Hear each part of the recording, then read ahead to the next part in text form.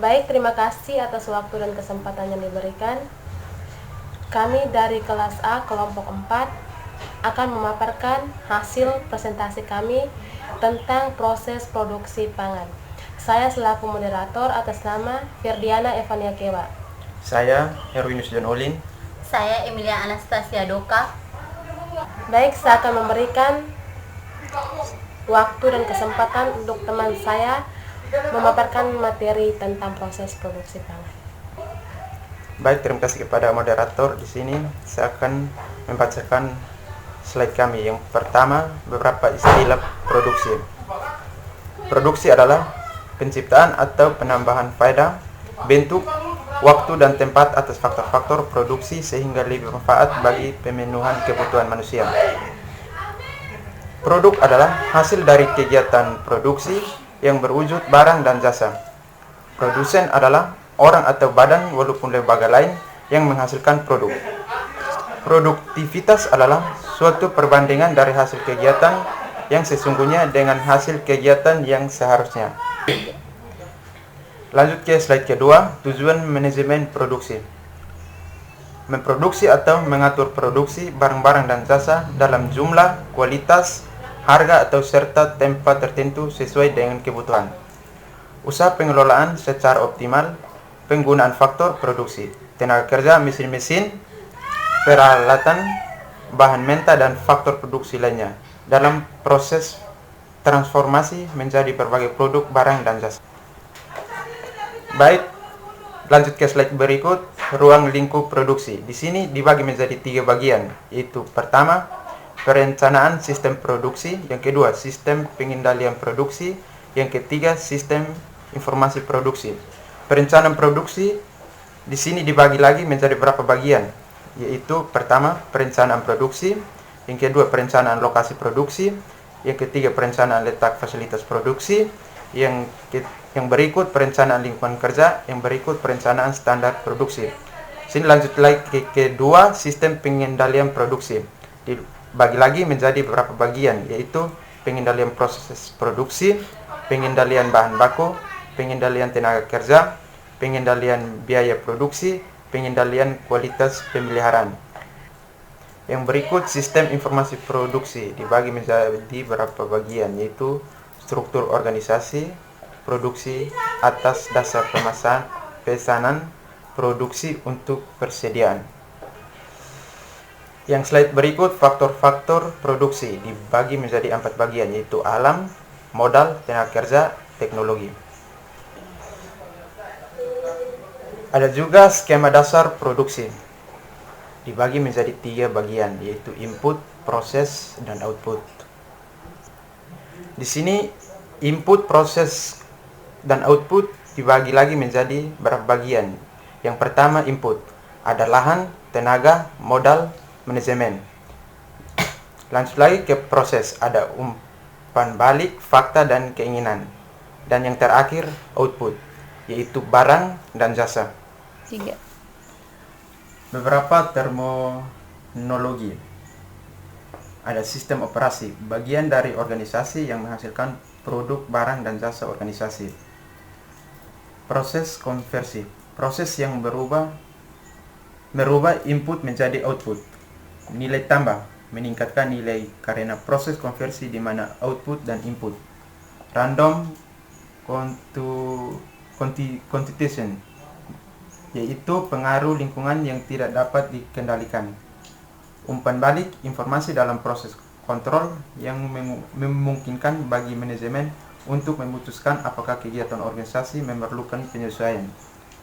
Yang terakhir, teknologi, tingkat kecanggihan pengetahuan dalam proses konversi, yaitu pabrik, peralatan, dan keterampilan. Di sini ada contoh sistem operasi pada toko swalayan. Ada random fluctuation, ada input, ada proses konversi, ada output.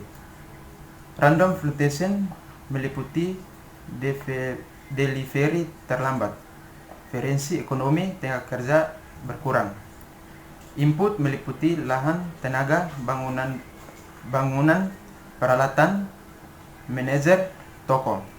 Proses konversi, ada umpan balik, yaitu tingkat inventory, efisiensi tenaga kerja, volume penjualan. Yang terakhir, output, melayani konsumen dengan memuaskan. Di sini ada lagi contoh sistem operasi pada usaha pertanian. Ada random fluctuation, input, proses konversi, output. Sini random fluctuation dibagi menjadi cuaca atau iklim, inflasi, kontrol pemerintahan, peralatan merusak. Input ada lahan, tenaga petani, traktor, dan sebagainya. Proses konversi ada umpan balik, yaitu observasi kondisi air dan tanah, harga yang diterima. Yang terakhir output, ada biji-bijian, daging, susu, dan telur. Perubahan paradigma manajer proses. Di sini ada lagi random fluctuation, input, proses konversi, dan ditambah lagi dengan monitor output, dan yang terakhir output. Sini random fluctuation. Input yaitu bahan, proses konversi yaitu fasilitas, orang, organisasi, informasi. Ada juga umpan balik yaitu fakta dan keinginan. Dan output yaitu barang dan jasa. Perubahan paradigma manajer proses belajar mengajar. Ada random fluctuation, ada input, proses konversi, dan output. Input yaitu mahasiswa, proses konversi itu fasilitas, orang, organisasi, informasi. Ada juga kuliah, seminar, penelitian, tugas akhir. Dan yang terakhir output yaitu sarjana, magister, dan doktor. Operasi manufaktur versus jasa atau produksi versus operasi. Di sini hanya ada random fluctuation, input, proses konversi, umpan balik, dan output. Di sini output ada barang dan jasa. Perbedaan barang dan jasa dibagi menjadi dua ciri, yaitu ciri barang dan ciri jasa. Ciri-ciri barang yaitu produk berwujud, produk bisa dijual kembali, produk bisa disimpan, produksi terpisah dengan konsumsi, aspek mutu, mudah diukur, penjualan terpisah dengan produksi, produk bisa diangkut, fasilitas penting untuk biaya, mudah melakukan otomatisasi, penerimaan dihasilkan dari produk.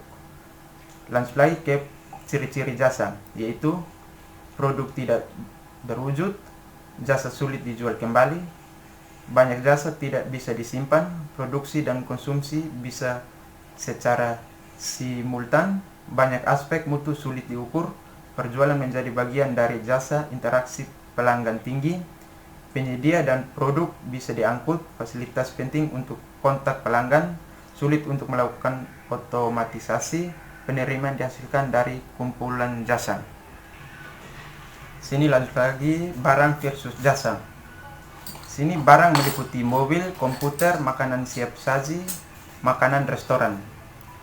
Jasa meliputi bengkel, rumah sakit, jasa konsultasi atau pengajaran, dan yang terakhir konseling. Ada pandangan kesisteman dibagi menjadi 3 bagian, yaitu keuangan, yang kedua produksi atau operasi. Di sini produksi atau operasi dibagi menjadi SDM, teknik, pembelian, distribusi, dan akuntansi. Yang terakhir atau ketiga yaitu pemasaran. Proses produksi adalah cara atau metode untuk menciptakan atau menambah guna suatu peran atau jasa dengan memanfaatkan sumber yang ada. Macam-macam wujud proses produksi dibagi menjadi 5 bagian, yaitu 1. Proses kimia adalah proses produksi yang menggunakan sifat kimia.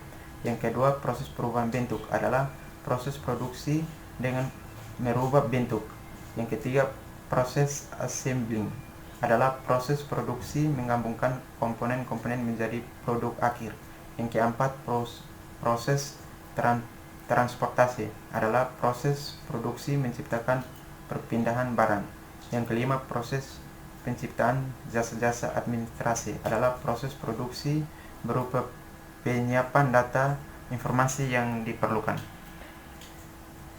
Slide berikut jenis-jenis proses produksi dibagi menjadi dua bagian, yaitu satu, proses produksi terus menerus adalah proses produksi yang terdapat pola atau urutan yang pasti sejak dari bahan baku sampai menjadi barang jadi.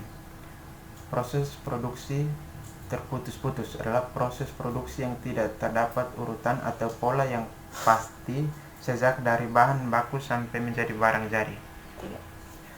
Pengembangan manajemen produksi dibagi menjadi dua, yaitu satu, penelitian terhadap produk yang telah ada untuk dikembangkan lebih lanjut agar mempunyai kegunaan yang lebih tinggi dan lebih disukai konsumen.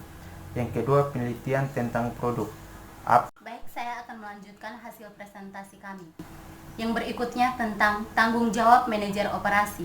Tanggung jawab manajer operasi terdiri atas 3, yaitu 1. Menghasilkan barang dan jasa. Yang kedua, mengambil keputusan yang berkaitan dengan fungsi operasi dan sistem transformasi. Yang ketiga, mengkaji pengambilan keputusan dari suatu fungsi operasi. Definisi manajemen produksi. Yang pertama, menurut Agus Ahyari, merupakan proses kegiatan untuk mengadakan perencanaan, pengorganisasian, pengarahan, pengkoordinasian dari produksi dan proses produksi. Yang kedua, menurut Sukanto, merupakan usaha mengelola dengan cara optimal terhadap faktor-faktor produksi atau sumber seperti manusia, tenaga kerja, mesin, dan bahan baku yang ada. Pengertian proses produksi. Proses diartikan sebagai suatu cara, metode, dan teknik bagaimana sesungguhnya sumber-sumber atau tenaga kerja, mesin, bahan, dan dana yang ada diubah untuk memperoleh suatu hasil. Produksi adalah kegiatan untuk menciptakan atau menambah kegunaan barang atau jasa. Macam-macam tipe proses produksi dari berbagai industri dapat dibedakan sebagai berikut, yaitu menurut Yamit tahun 2002. Yang pertama, proses produksi terus-menerus, yaitu proses produksi terus-menerus adalah proses produksi barang atas dasar aliran produk dari satu operasi ke operasi berikutnya tanpa penumpukan di suatu titik dalam proses. Yang kedua, proses produksi terputus-putus, yakni produk diproses dalam kumpulan produk bukan atas dasar aliran terus-menerus dalam proses produk ini. Perusahaan yang menggunakan tipe ini biasanya terdapat sekumpulan atau lebih komponen yang akan diproses atau menunggu untuk diproses sehingga lebih banyak memerlukan persediaan barang dalam proses. Yang ketiga, proses produksi campuran. Proses produksi ini merupakan penggabungan dari proses produksi terus-menerus dan terputus-putus. Penggabungan ini digunakan berdasarkan kenyataan bahwa setiap perusahaan berusaha untuk memanfaatkan kapasitas secara langsung. Yang berikutnya GMP atau Good Manufacturing Practice. GMP disebut juga CPPOB atau cara produksi pangan olahan yang baik. Adalah cara produksi yang memperhatikan aspek keamanan pangan antara lain dengan cara 1. Mencegah tercemarnya pangan olahan oleh cemaran biologis, kimia, dan benda lain. Yang kedua, mematikan atau mencegah hidupnya zat trenik patogen. Yang ketiga, mengendalikan proses produksi. Persyaratan dasar bagi penerapan HACCP. Tujuan penerapan GMP atau CPPOB. Penerapan CPPOB ditunjukkan untuk 1. Menghasilkan pangan olahan yang bermutu, aman untuk dikonsumsi, dan sesuai dengan tuntutan konsumen. Yang kedua, mendorong industri pengolahan pangan agar bertanggung jawab terhadap mutu dan keamanan produk yang dihasilkan. Yang ketiga, meningkatkan daya saing industri pengolahan pangan. Dan yang keempat, meningkatkan produktivitas dan efisiensi industri pengolahan pangan. Persyaratan food safety, yaitu tidak membedakan antara skala usaha kecil, skala usaha menengah, atau skala usaha. Baik, saya akan melanjutkan yang ketiga, fasilitas sanitasi. Fasilitas sanitasi pada bangunan pabrik atau tempat produksi dibuat berdasarkan perencanaan yang memenuhi persyaratan teknik dan higienis. Sarana penyediaan air. Air yang digunakan untuk produksi atau kontak langsung dengan produk memenuhi persyaratan kualitas air bersih. Sarana pembuangan air dan limbah.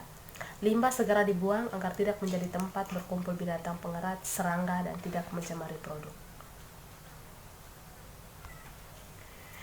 Yang berikut sarana pembersihan atau pencucian. Memiliki sarana yang cukup jika memungkinkan ada fasilitas sumber air panas untuk melarutkan sisa lemak dan tujuan diinfeksi peralatan. Sarana toilet tidak terbuka langsung ke area produksi, selalu bersih dan tertutup. Sarana higienis karyawan, fasilitas cuci tangan, ganti pakaian, dan pembilas sepatu atau alas kaki. Yang keempat, mesin atau peralatan. Mesin atau peralatan yang kontak langsung dengan bahan pangan olahan didesain, dikonstruksi, dan diletakkan sehingga menjamin mutu dan keamanan produk.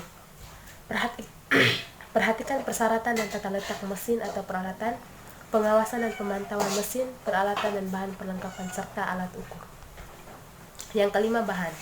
Bahan yang dimaksud adalah bahan baku, bahan tambahan, bahan penolong air, dan BTP. Perhatikan persyaratan bahan dan air. Yang keenam, pengawas proses. Pengawasan proses dimaksudkan untuk menghasilkan pangan olahan yang aman dan layak dikonsumsi. Perhatikan pengawasan bahan, pengawasan terhadap kontaminasi, pengawasan proses. Pertama, setiap operasi produksi harus memperhatikan aspek kontaminasi terhadap produk. Yang kedua, harus ada prosedur yang menentukan proses produksi bila dilanjutkan atau tidak jika ada kontaminasi produk. Yang ketiga, barang-barang WIP, work in process, harus ada yang bertanggung jawab dan dilindungi dari kontaminasi. Yang ketujuh, produk akhir. Diperlukan spesifikasi produk akhir. Perhatikan persyaratan produk akhir. Yang pertama, produk identification. Tidak material maupun produk yang belum maupun telah diproses harus diberikan identifikasi yang cukup. Yang kedua, produk traceability. Material atau produk harus dapat ditelusuri berdasarkan identifikasi yang diberikan. Contoh, identifikasi material, tanggal, supplier, jenis, identifikasi proses 1, mesin operator, yang identifikasi proses 2, mesin operator, inspektor, QC, supervisor, dan sebagai sampai proses akhir. Yang kedelapan, laboratorium. Adanya laboratorium memudahkan industri mengetahui secara cepat mutu bahan dan produk. Perhatikan kepemilikan laboratorium, cara berlaboratorium yang baik atau GLP. Bagi yang tidak memiliki lab, dapat menggunakan lab pemerintah dan swasta terpercaya. Baik, terima kasih untuk semuanya. Kurang dan lebihnya kami minta maaf.